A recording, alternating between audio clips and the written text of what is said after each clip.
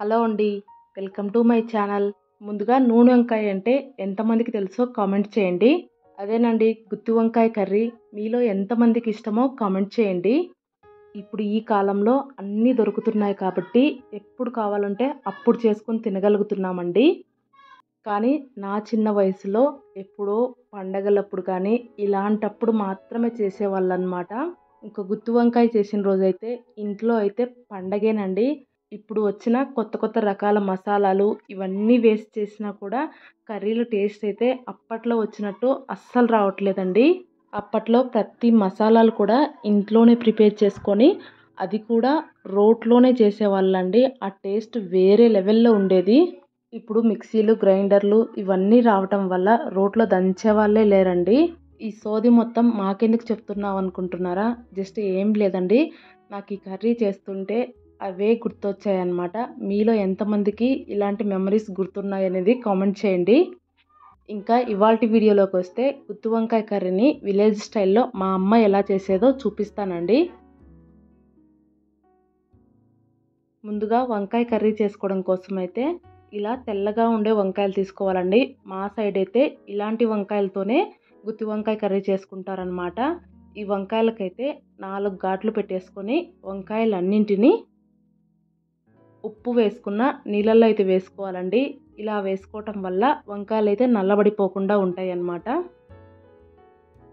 వంకాయలు మొత్తం నీళ్ళల్లో వేసుకున్న తర్వాత మసాలా ప్రిపేర్ చేసుకోవడానికి గ్యాస్ పైన ఒక ప్యాన్ పెట్టుకొని అందులో ఒక చిన్న కప్పు నిండా పల్లీలు వేసుకోవాలండి. ఇక్కడ చూపిస్తున్నాను చూడండి, అన్నీ వేసుకుంటే సరిపోతుంది.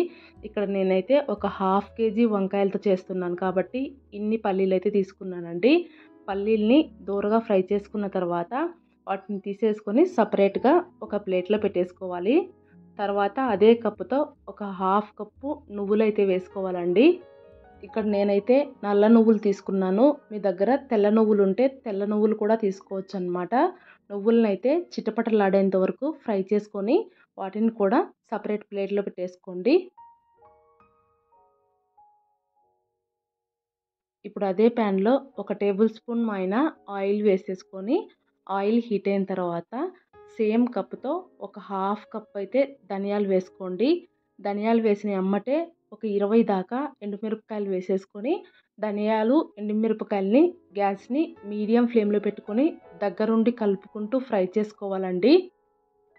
తర్వాత అందులోనే ఒక స్పూన్ జీలకర్ర వేసుకొని దాన్ని కూడా ఫ్రై చేసుకోవాలన్నమాట. ఈ దినుసులన్నింటినీ మాడనివ్వకుండా జాగ్రత్తగా ఫ్రై చేసుకోవాలండి.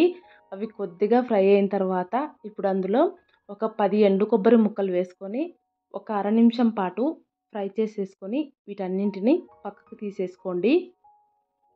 ఇప్పుడు అదే ప్యాన్లో కొద్దిగా ఆయిల్ అయితే అడుగున మిగిలిపోయి ఉంటుంది కదండి. అదే ఆయిల్లో ఒక మీడియం సైజ్ ఉల్లిపాయని చిన్న చిన్న ముక్కలుగా కట్ చేసి వేసుకొని ఉల్లిపాయనైతే కొద్దిగా ఫ్రై చేసుకోండి.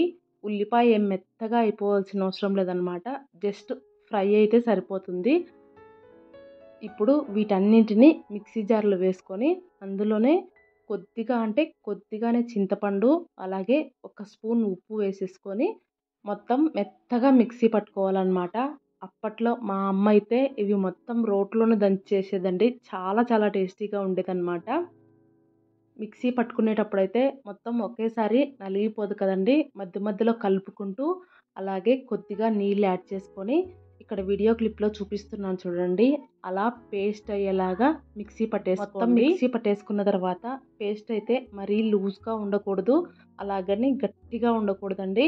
ఇక్కడ వీడియో క్లిప్లో చూపిస్తున్న కన్సిస్టెన్సీలో ఉంటే సరిపోతుందన్నమాట. ఇప్పుడైతే ఆ మసాలాని మనం ముందుగా కట్ చేసి పెట్టుకున్న వంకాయలలో అయితే వీడియో క్లిప్లో చూపించిన విధంగా అన్ని వంకాయలలో పెట్టుకోవాలండి. ఇలా అన్ని వంకాయలకి మసాలా పెట్టేసిన తర్వాత ఇప్పుడు గ్యాస్ పైన ప్యాన్ పెట్టేసుకొని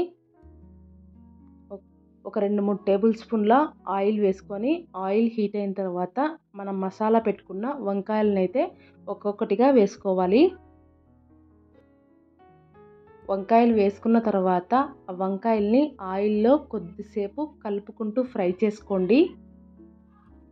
ఇలా కొద్దిసేపు ఫ్రై చేసుకున్న తర్వాత ఇప్పుడు అందులో మనం మసాలా పట్టుకునేది కనుక ఏమైనా మిగిలిపోయి ఉంటే ఆ మసాలాని కూడా అందులో వేసేసుకోండి. ఈ మసాలా అనేది మీ కారానికి తగినట్లుగా వేసేసుకోండి. నాకైతే ఇది మొత్తం సరిపోయిందండి. సో మీరైతే మీరు చేసుకునే క్వాంటిటీని బట్టి అలాగే మీరు తినే కారాన్ని బట్టి వేసేసుకోండి. ఇప్పుడు ఆ మిక్సీ జార్లో కొన్ని నీళ్లు వేసేసుకొని ఆ నీళ్ళని మనం ముందుగా వేయించుకుంటున్న వంకాయల్లో వేసేసి అలాగే వంకాయలు ఉడకడం కోసం ఇంకొద్దిగా నీళ్లు వేసేసి హై ఫ్లేమ్లో పెట్టేసి వంకాయల్ని బాగా ఉడకనివ్వండి. వంకాయలు ఉడకడానికైతే కొద్దిగా ఎక్కువగానే టైం పడుతుందండి. ఈ లోపు అయితే ఇంకొక గ్యాస్ పైన ఒక ప్యాన్ పెట్టుకొని 1 టేబుల్ స్పూన్ ఆయిల్ వేసుకొని ఆయిల్ హీట్ అయిన తర్వాత ఒక 3 మీడియం సైజ్ టమాటాలని చిన్న చిన్న ముక్కలుగా కట్ చేసుకొని ఆ టమాటాలను అయితే ఆయిల్లో బాగా మగ్గనివ్వండి. టమాటాలు కొద్దిగా మగ్గిన తర్వాత అందులో 1 స్పూన్ ఉప్పు 1 స్పూన్ పసుపు వేసేసుకొని కలిపేసుకొని బాగా చల్లారనివ్వండి. ఈ లోపు అయితే వంకాయలు అయితే ఉడుకుతూ ఉంటాయండి. వంకాయలు ఉడకడానికైతే చాలా ఎక్కువ టైం పడుతుందన్నమాట. ఇలా హై ఫ్లేమ్లోనే పెట్టుకొని ఉడికించుకోవాలి. అలాగే మధ్య మధ్యలో కలుపుకుంటూ ఉండాలన్నమాట. ఇలా వంకాయల్ని దాదాపుగా ఒక హాఫ్ అన్ అవర్ పాటు ఉడికించుకున్న తర్వాత అయితే వంకాయలు బాగా మెత్తబడిపోతాయండి. అలా మెత్తబడిపోయిన తర్వాత మనం ముందుగా వేయించుకున్న టమాటాలు ఉన్నాయి కదా, వాటిని అయితే మిక్సీ పట్టేసుకొని ఆ పేస్ట్ని ఈ వంకాయలలో వేసేసుకోవాలండి. టమాటా పేస్ట్ వేసుకున్న తర్వాత ఒకసారి కలిపేసుకొని మొత్తం ఉప్పు కారం అన్నీ చెక్ చేసుకొని ఒకవేళ సరిపోకపోతే కొద్దిగా ఉప్పు వేసేసి ఇంకొక 10 నుంచి 15 నిమిషాలు హై ఫ్లేమ్లోనే ఉడికించుకున్నారంటే గ్రేవీ అనేది చిక్కబడుతుందండి. ఇక్కడ చూపిస్తున్నాను చూడండి, అలా గ్రేవీ అనేది చిక్కబడడం స్టార్ట్ అవుతుందన్నమాట. ఇలా గ్రేవీ చిక్కబడిన తర్వాత ఇప్పుడు అందులో కొద్దిగా సన్నగా కట్ చేసి పెట్టుకున్న కొత్తిమీర వేసేసుకొని మళ్ళీ కలిపేసుకోండి. కొత్తిమీర వేసిన ఎమ్మటే గ్యాస్ ఆఫ్ చేయండి. గ్రేవీ ఈ కన్సిస్టెన్సీలోకి వచ్చే సరిపోతుందండి. అది చల్లారే కొద్దీ ఇంకా చిక్కబడుతుందన్నమాట. సో ఈ కన్సిస్టెన్సీలో ఉన్నప్పుడు గ్యాస్ ఆఫ్ చేసేయండి. అంతేనండి, గుత్తి వంకాయ కర్రీ అయితే రెడీ అయిపోతుంది. టేస్ట్ అయితే చాలా చాలా బాగుంటుందండి.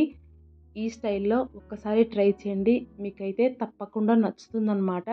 వంకాయ కూడా పర్ఫెక్ట్గా ఉడికిపోయింది చూడండి. ఈ వీడియో కనుక మీకు నచ్చినట్లయితే లైక్ చేయండి, షేర్ చేయండి. కొత్తగా కనుక ఎవరైనా ఛానల్ని చూస్తున్నట్లయితే సబ్స్క్రైబ్ చేసుకోండి.